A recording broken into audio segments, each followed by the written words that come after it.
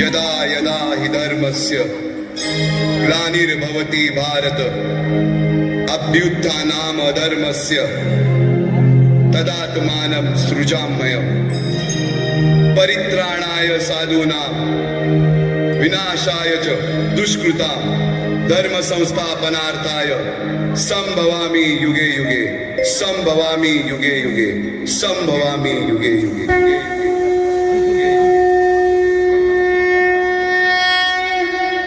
जेव्हा जेव्हा धर्मावर ग्लानी येईल, जेव्हा जेव्हा धर्म वाढेल, तेव्हा तेव्हा सज्जनांच्या रक्षणासाठी, दुष्टांच्या संहारासाठी, धर्माची स्थापना करण्यासाठी मी युगानयुगे जन्म घेईन।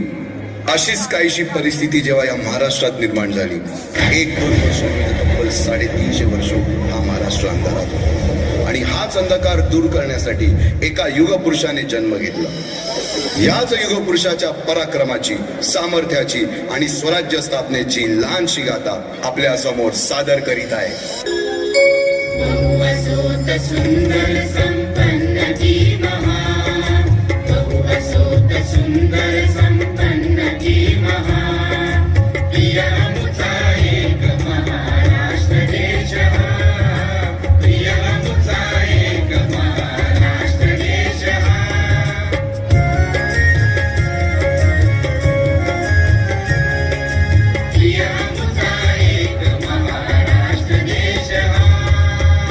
महाराष्ट्र परकीय स्वाऱ्यांच्या टाचे खाली भरडला जात होता। आदिलशाह आणि मोगलांच्या सक्तीचा अर्थ अपहरण, अपमान, जुलूम, जबरदस्ती, मारहाणी, कापाकापी, लुटालूट, गुरेढोरे, धनधान्य, स्त्रिया सगळ्यांची लुटालूट, मंदिरांची तोडफोड हाच होता।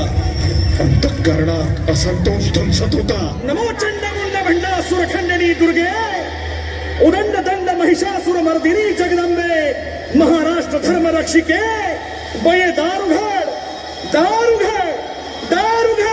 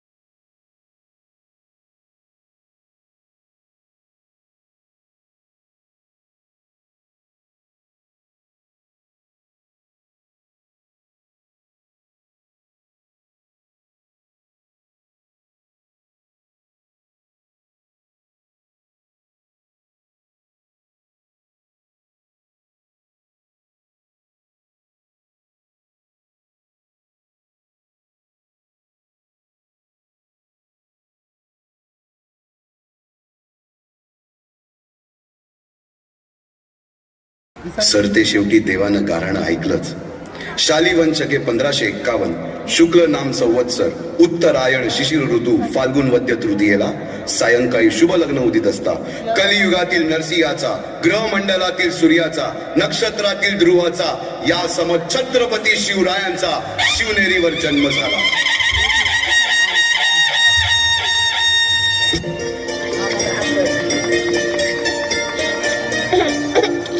काय आठवलं सांगू? सांगते शिवाजी। या की झोका द्यायचं तुम्ही।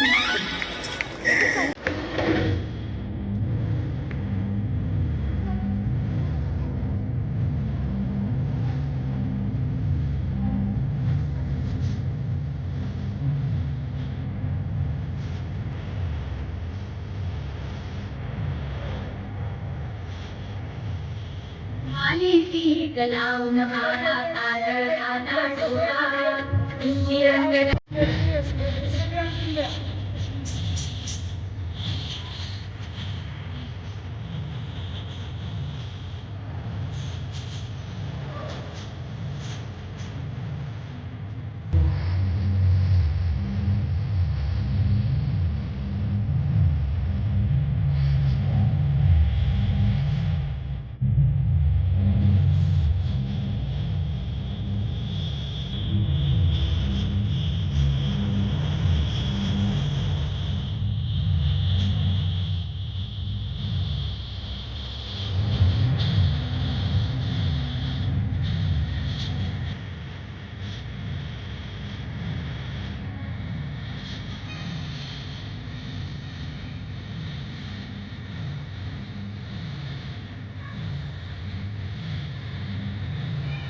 बालवयापासूनच शिवबांना मासाहेब जिजाऊंनी रामायण महाभारतासारख्या गोष्टी सांगायला सुरुवात केली, ज्यामधून धर्म अधर्म, सत्य असत्य, न्याय अन्याय यातील फरक शिवबांना समजू लागला.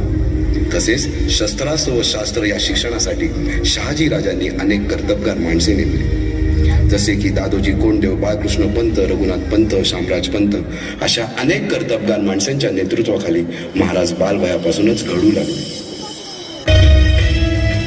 तूच अर्जुन तूच केशव तू तुझा हो सारथी, तूच अर्जुन तूच केशव तू तुझा हो सारथी, करुणी मार गनिमावर दे भूमीस आहुती, करुणी मार गनिमावर दे भूमीस आहुती, तूच अर्जुन तूच केशव तू तुझा हो सारथी, करुणी मार गनिमावर दे भूमीस आहुती. रायरेश्वरासमोर शपथ घेतली आणि स्वराज्याची गोडदोड सुरू झाली. तोरणा किल्ला घेऊन स्वराज्याचे तोरण बांधले. पुढे मुरुंब देवाचा डोंगर, कुवारी गड, सुभान मंगल, कोंढाणा, शिरवळचा किल्ला, पुरंदर आणि 12 मावळ स्वतंत्र झाला. पुढे राजांनी पराक्रमाने जावळी देखील घेतली. परंतु त्यानंतर स्वराज्यावर ओढवले भले मोठे संकट. ते संकट म्हणजे अफजल खान.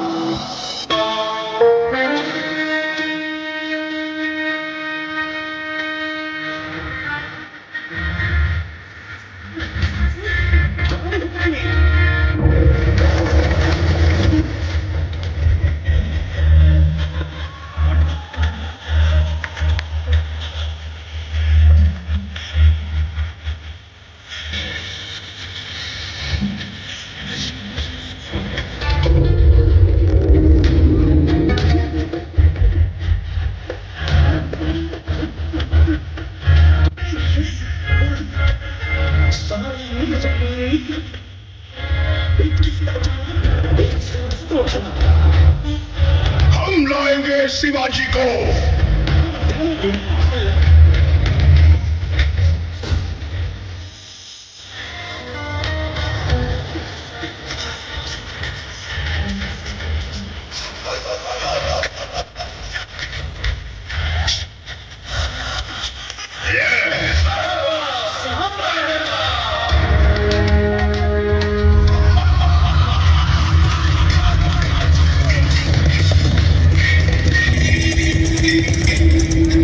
आता शिवबाचं काही खरं नाही. इकडं निजाम, तिकडं मोगल, पलीकडं इंग्रज, जो तो हेच बोलू लागला. महाराज, आपला जीव मोलाचा आहे. खानाचं सैन्य अफाट आहे, त्याच्यासमोर आपला टिकाव लागणं अवघड आहे. काही दिवसांसाठी आपण कुठेतरी अज्ञातस्थळी निघून जाऊ. काय म्हणालात रायबा? मासाहेब, आम्हाला आमच्या जीवाची पर्वा नाही. राजांचा जीव वाचणं गरजेचं आहे. रायबा, शिवबा केवळ आमचा पुत्र नाही, तर अवघ्या मराठी जनांचा स्वाभिमान आहे. या मातेने आपला पुत्र गमावला तरी 72, परंतु भ्याडपणे पळून जाऊन या मराठी मुलखाचा स्वाभिमान गमावता कामा नये. अशा वाघिणीचा त्यो छावा. बाळासाहेब, आपला पुत्र आणि मराठी मुलकाचा स्वाभिमान विजयी टिळा लावूनच परत अशा वाघिणीचा त्यो छावा, तथास्तु. गनिमाला कसा ठेचावा, डोक्यात नेहमी कावा, भेटीचा धाडला सांगावा. खानाच्या भेटीसाठी महाराजांना एक शानदार शामियाना उभारला होता. आणि अशा या शामियान्यात खान डौलत डुलेत, खान डौलत डुलेत. सय्यद बंडा त्याच्या संगतीला, सय्यद बंडा त्याच्या संगतीला, शिवबाच्या संगती महाला. राजाला पाहून खान म्हणतो कसा, आओ आओ शिवाजी, आओ हमारे गले लग जाओ. खानानं राजाला आलिंगन दिलं आणि दगा केला. खानात अभिमान मान्याला, खानात अभिमान मान्याला. कट्यारीचा वाद त्यानं केला, कट्यारीचा वाद त्यानं केला. खरं खरं आवाज झाला, खरं खरं आवाज झाला. चिलखत होतंय अंगाला, चिलखत होतंय अंगाला. खानाचा वार फुका गेला. खान यडबडला. इतक्यात महाराजानं पोटामंदी पिचवा ठेकेला, पोटामंदी पिचवा ठेकेला. वाघन खाचा मारा केला, वाघन खाचा मारा केला. टरा टरा फाडलं पोटाला, टरा गेला खानाचा कोटा भाई रे.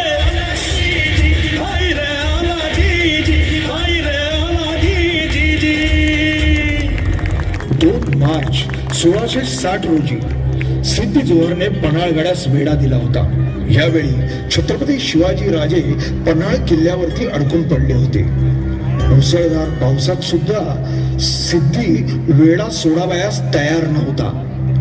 या कठीण प्रसंगी महाराजांनी सिद्धीस तहाचा निरोप धाडला. त्यामुळे सिद्धी गाफील राहिला. छत्रपती शिवरायांनी पन्हाळगडावरून विशाळगडाकडे पलायन केल्याचे समजल्यानंतर सिद्धी मसूदला छत्रपतींच्या मागावर पाठवले व त्यांचा पाठलाग चालू झाला. मसूदच्या सैन्यानं मराठ्यांना घोर खिंडीत गाठले. राजे आता उसंत नाही. 300 ठारकरी घेऊन तुम्ही गड गाठा. आम्ही ही खिंड लढवितो. जा राजे. नाही बाजी, तुम्हाला सोडून आम्ही जाणार नाही. जे व्हायचं असेल ते होऊ दे. राजे आता बोलत बसायला फार वेळ नाही. एकदा वडीलकीचा मान दिला तो पाळा आणि गड गाठा. राजे गड गाठा. बाजी, फुलाजी, तुम्ही आमची चिंता करू नका. राजे तुम्ही गड गाठा. गडावर जाताच तोफेचा आवाज करा. तोवर एकही कणीम या खिंडीतून आत येणार नाही. राजांचे डोळे भरून आले. त्यांनी बाजींना मिठी मारली. फुलाजींना कवटाळलं. धोक्यांचाही गलूट आला आणि बाजी आणि फुलाजी दिसेनासे झाले.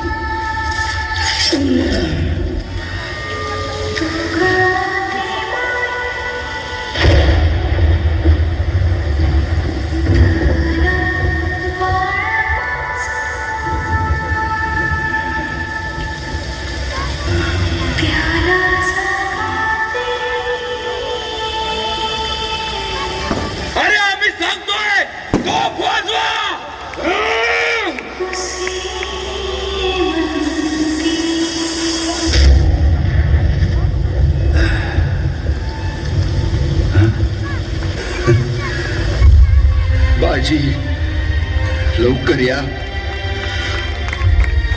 वाट पहा.